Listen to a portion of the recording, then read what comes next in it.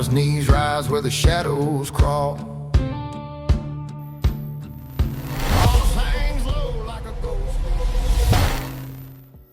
So I work from home a lot, and I'm not gonna lie, the electricity bills have started to take the mick a bit. Because it's never just a laptop, is it? It's the monitor on all day, the router 24/7, chargers everywhere, the iPad topping up, and the lights on way earlier in winter. And sometimes it is running for hours every day. Now most people are in rentals, so drilling panels into a roof or doing anything permanent, well, it's not really a good idea.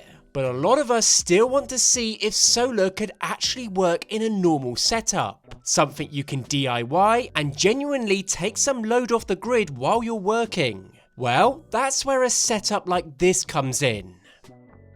This is the EcoFlow Stream Ultra. When you pair this unit with EcoFlow's solar panels, you might just be getting an all-in-one solution. And that's really the theme of this video. I basically powered my home office with solar and somewhat cut my bills. Now obviously that doesn't mean I'm completely off grid by any means, but it does mean with a setup like this you use a lot less grid power, and that can add up over time. Now I'm going to show you what the setup was like as a renter myself, what I'm actually powering, how long it lasts, what the charging looks like, and the parts that annoyed me, because there are a few catches you should know.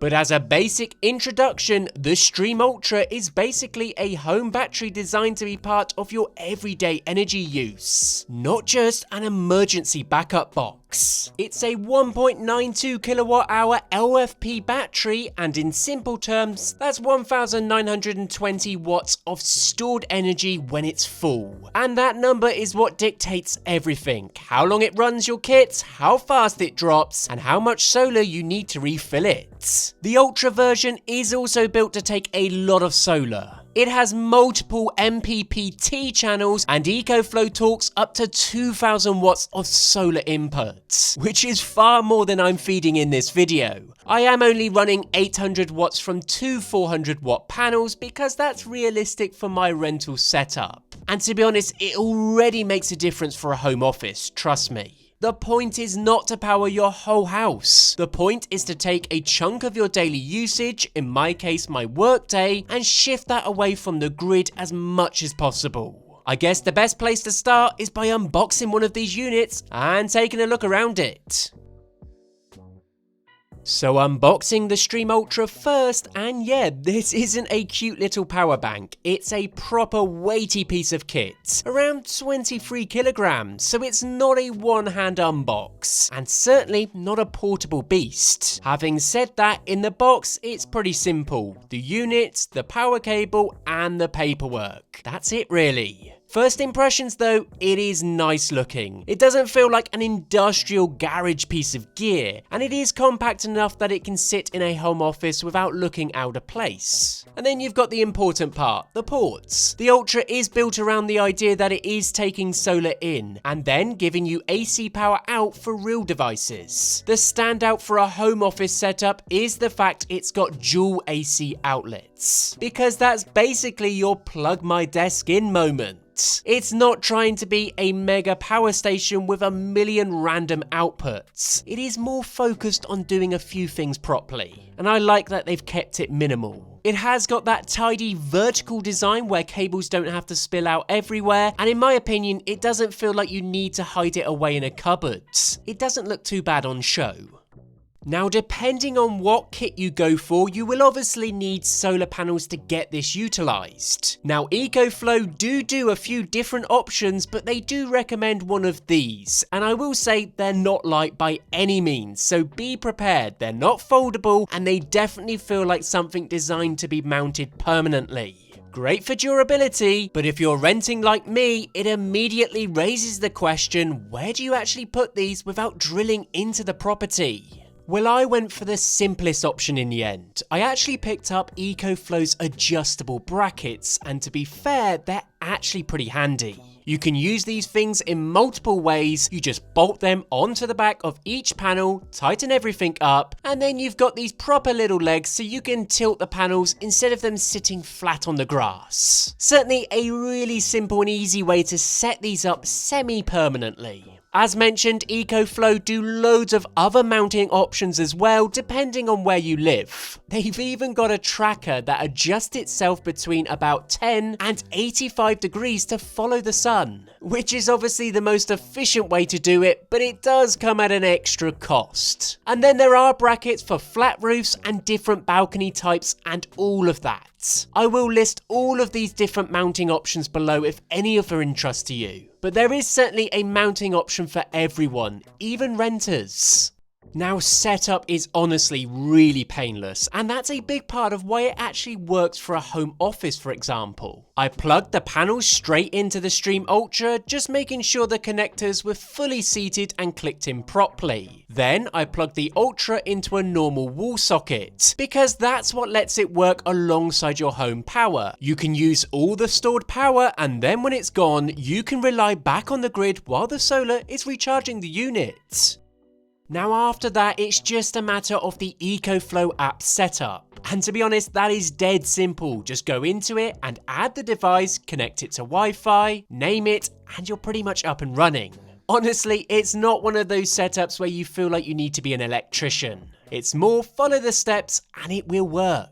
The app is really where this whole system lives day to day. It is not just a settings app, it is the dashboard. You can see your live solar coming in, you can see the battery percentage, and you can see what you're pulling out in real time. So if you turn your monitor on, you'll literally watch the output number jump. If you unplug your laptop charger, you'll see it drop. It sounds simple, but that instant feedback is what makes it actually useful, because you start understanding your own power usage without any guesswork. You can actually even go into the history and see what your generation looked like across the day. By that, you can spot patterns like when your solar was getting the best and worst percentages. I guess that's handy because it helps you decide when to run things, or even just where to angle the panels. There's also the control side of it. You can set how you want it to behave, whether you want it prioritizing solar first, whether you want it to hold a certain battery reserve, and if you're on a time of use tariff, you can set it up so it's smarter about when it charges and when it discharges. Now, I'm not going to pretend everyone will use those deeper features, because they probably won't. But the important thing is they are there if you want to squeeze more savings out of it.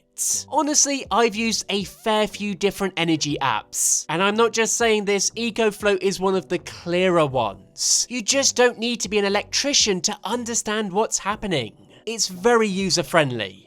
Something cool worth mentioning, but slightly annoying, is EcoFlow also pushes AI time of use optimization, charging when electricity is cheap and using battery when electricity is expensive. But the important part is, some of that AI optimization is tied into a subscription. And I'm not going to pretend I like that.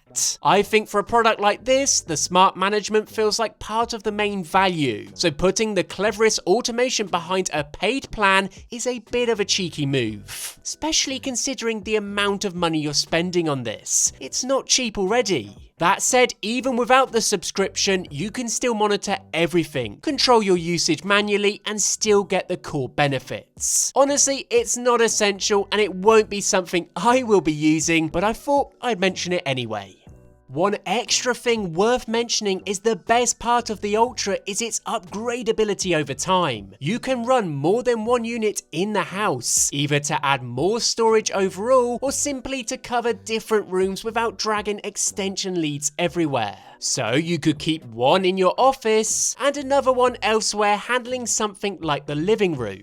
But if you do want it to feel like one bigger setup, EcoFlow do let you connect multiple units together using their parallel connection cable. And then you can manage it all in the app as part of the same system, all without needing a full-on permanent home install. But for this part of the video, I will focus on just one. Right, so to give you an idea of what this unit can do, here's what I'm actually running. My day-to-day home office kit is fairly simple, but to be fair, it is permanently on. A MacBook Air, one external monitor, a basic internet router, an iPad Pro that I top up during the day, and a desk light. Sometimes I charge camera batteries and drones too. Now it usually sits somewhere around 70 to 90 watts once everything's just tickling along. If the iPad's not charging, it drops a bit. If everything decides to top up at once, it jumps up a bit. But yeah, about around 80 watts is a fair average for me. So at 80 watts, you're using about 80 watt hours every hour. On paper, that works out at roughly 24 hours from a full battery. But in the real world, once you factor in normal losses, I'd call it more like 18 to 22 hours of genuinely usable office time. At that sort of load, I'm losing about 4% an hour. To be fair, that's pretty darn good for clean energy. And that's why it works so well for a home office setup. Because even without solar, it can cover a full workday with loads of headroom. And then with solar coming in at the same time, it barely feels like you're using the battery at all on a decent day. Now on mains, the Stream Ultra pulls about 1050 watts when it's charging properly, so in theory a 1.92 kilowatt hour battery should fill in just under 2 hours. Now when it comes to solar, if you're like me and you live in the UK, it can depend massively. When it's properly sunny and they're angled well, I've seen it sit somewhere around 600 to 800 watts peak. If you're averaging around 600 watts, you're looking at a full refill in about over 3 hours of strong sunlight. On a more typical decent UK day, where it's bright but not perfect, you might average closer to 400 watts. And when it's cloudy, it's rarely about charging it to 100%. It's more that it's constantly topping up, offsetting what you're using, and shaving down how much you're pulling from the grid, which is still the whole point. Now all in all, if you are looking at this and thinking it's going to replace a full home solar setup and run your entire house, you'll probably be disappointed. That's just not what it's built for. But if you're a renter or you simply want a DIY solar setup without touching the roof, and you work from home a lot, this is exactly the sort of setup that actually makes sense in real life. It's not permanent, you can take it wherever you end up.